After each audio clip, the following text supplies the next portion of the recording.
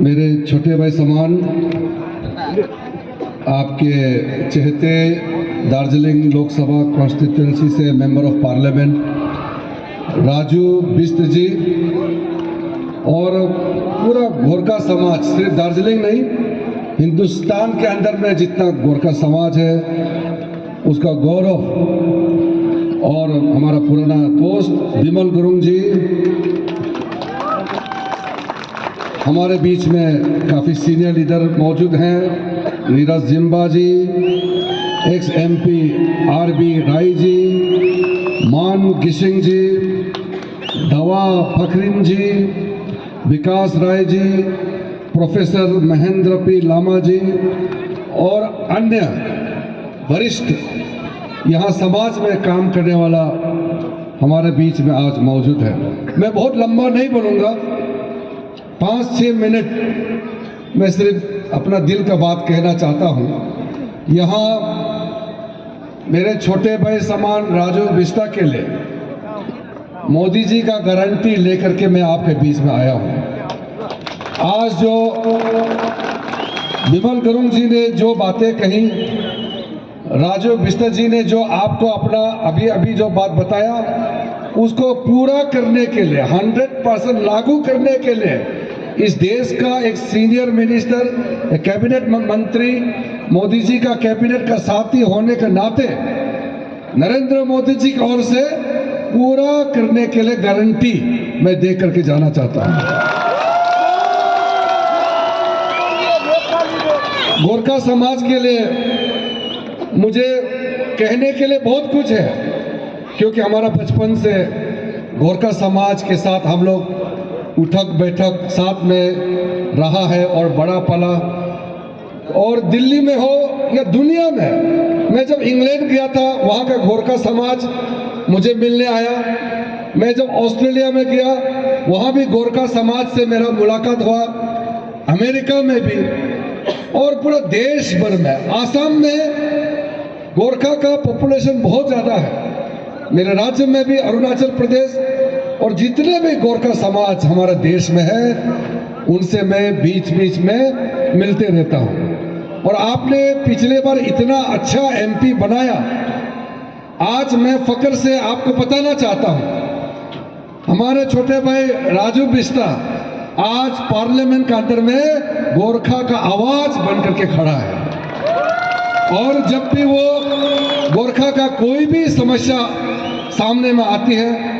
तो वो मुझे भी कहते हैं, प्रधानमंत्री जी को, गृह मंत्री जी को, और बाकी सीनियर मिनिस्टर के बाद में जाकर के पूरा गोरखा का जो प्रॉब्लम है उसको राजू जी पूरा सॉल्व करने के लिए 24 घंटे लगा रहता है। इसलिए इस बार के चुनाव में बहुत अच्छा मौका आपको मिला है। मुझे बताया गया कि गृह मंत्री जी उस दिन आने वाले थे, मौसम के चलते नहीं आ पाया, लेकिन उन्होंने राजू जी से बातचीत करके जो गोरखा का पुराना डिमांड है, मैं समझता हूँ गोरखा का सबसे बड़ा डिमांड तो बहुत है, लेकिन सबसे बड़ा इशू 2 होता है। 2 इशू में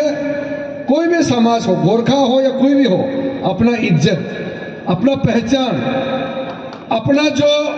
वजूद है, इसके साथ कोई कॉम्प्रोमाइज नहीं करना चाहते हैं। इसलिए गोरखा समाज का वजूद के लिए, गोरखा समाज का पहचान के लिए भारत के संविधान में जो काम करके आपको अपना पहचान दिलाना है उसमें काफी हद तक आगे बढ़ चुके हैं। लेकिन पश्चिम बंगाल का सरकार ममता बनर्जी के चलते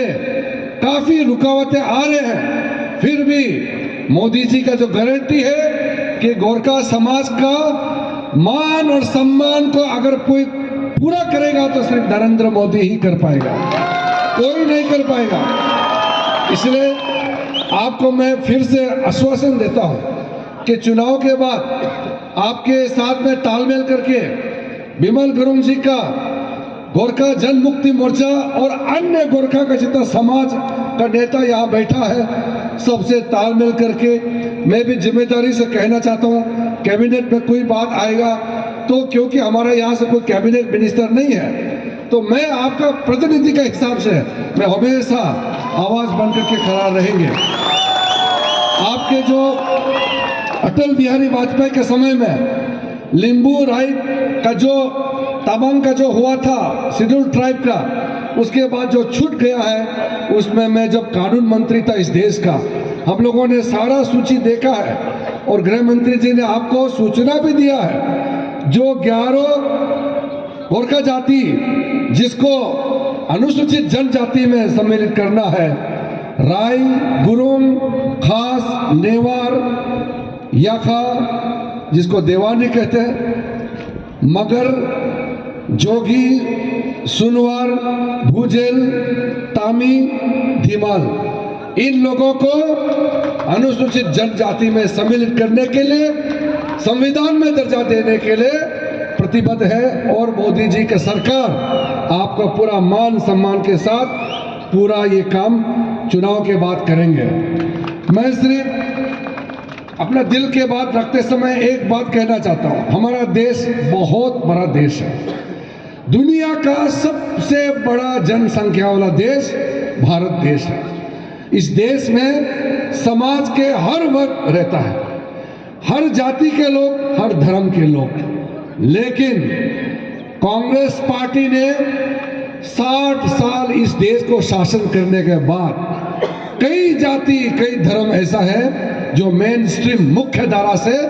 छूट गया था। मैं एक उदाहरण हूं, मैं धार्मिक की दृष्टि से देखा जाएगा तो मैं एक बौद्ध हूं, मैं एक बुद्धिस्ट हूं, एक ट्राइबल भी हूं, मैं एक बुद्धिस्ट भी हूं। अब सोचिए, बुद्ध भगवान ने 2500 साल पहले हिंदुस्तान में जन्म लेकर के बुद्ध धर्म को फैलाया था, और इतना साल बाद अशोक सम्राट के बाद हमारा कोई राजा के हिसाब से, राजा कनिष्क के बाद लगभग मिट गया था, और कांग्रेस का 60 साल के शासन में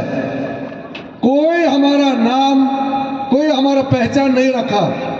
नरेंद्र मोदी जी प्रधानमंत्री बनने के साथ साथ एक बौद्ध आदमी, एक ट्राइबल आदमी को इस देश का कैबिनेट मिनिस्टर बनाया है। ये सिर्फ मेरे लिए नहीं है, ये सिर्फ किरण रिजिजू को इस देश का कैबिनेट मिनिस्टर बनाया, ये सम्मान मेरे लिए नहीं है, ये हमारे पूरे पहाड़ों में रहने वाले, पूरा ट्राइबल, हमारा गोरखा, हमारा आदिवासी, सबके लिए ये एक सम्मान है। और जब आजादी हुआ, हमारा देश का कानून मंत्री कौन था? बाबा साहेब भीमराव अंबेडकर। अंबेडकर एक शेड्यूल कास्ट था। पहला कानून मंत्री अंबेडकर जाने के बाद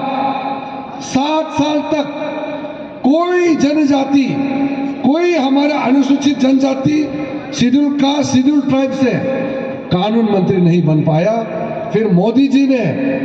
इतने साल बाद में एक रिजर्व कैटेगरी से मुझे इस देश का कानून मंत्री बनाया है। उसी प्रकार से आपने देखा होगा सुप्रीम कोर्ट में एक बड़ा जजमेंट आया,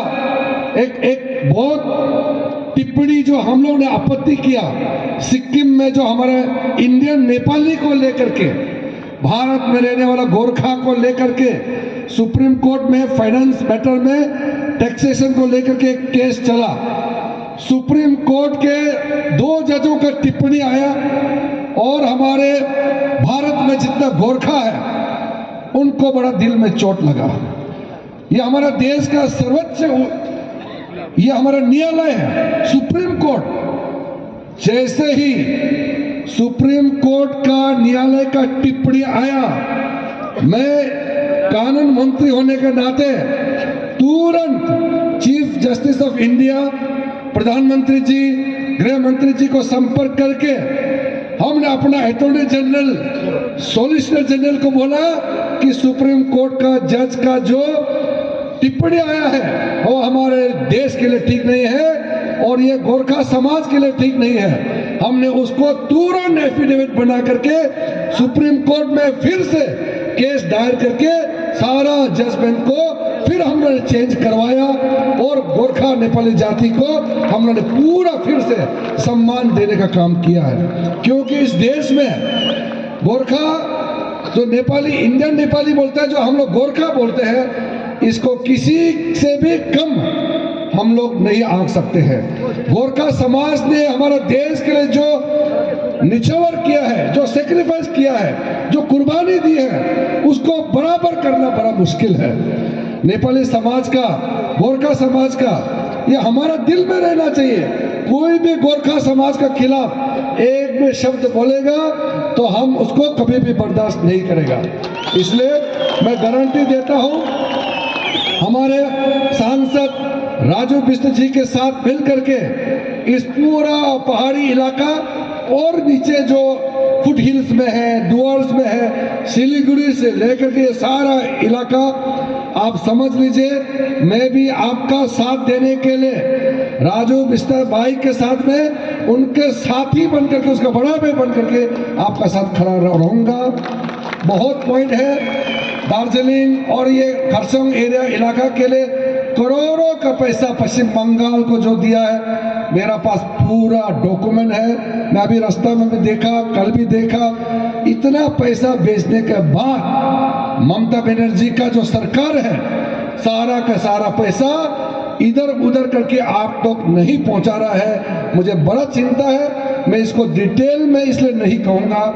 ज्यादातर आपको ऑलरेडी इसके बारे में पता है, इसलिए मैं बहुत समय नहीं लेते हुए सिर्फ इतना ही कहना चाहता हूं कि आज दार्जिलिंग का जो चुनाव होने जा रहा है, ये सिर्फ भारतीय जनता पार्टी के लिए, राजू बिष्ट के लिए ही नहीं, ये दार्जिलिंग का फ्यूचर के लिए आप वोट डालने जा रहे हैं। ये आप सोचिए, जितना वोट भारतीय जनता पार्टी के कैंडिडेट राजू बिष्ट जी को एक एक वोट जो पड़ेगा, वो एक एक वोट आपका भविष्य बनाने के लिए, एक एक ईंट का पत्थर समझ करके आप चलिए, अपना घर बसाने के लिए, अपना फ्यूचर ठीक करने के लिए। इसलिए मैं फिर से आज जो यहाँ कार्यक्रम, इस मीटिंग का जो आयोजक है, ऑर्गेनाइजर्स है, सबको धन्यवाद देते हुए, फिर राजू जी, विमल जी, आप पूरे टीम, हमारे यहाँ जितने सीनियर लीडर आया है और जितने कार्यकर्ता, हमारे बीजेपी के शुभ चिंतक, सब आपको मैं फिर से बहुत बहुत धन्यवाद दे करके अपना वाणी को समाप्त करना चाहता हूं। जय हिंद, जय गोरखा, धन्यवाद।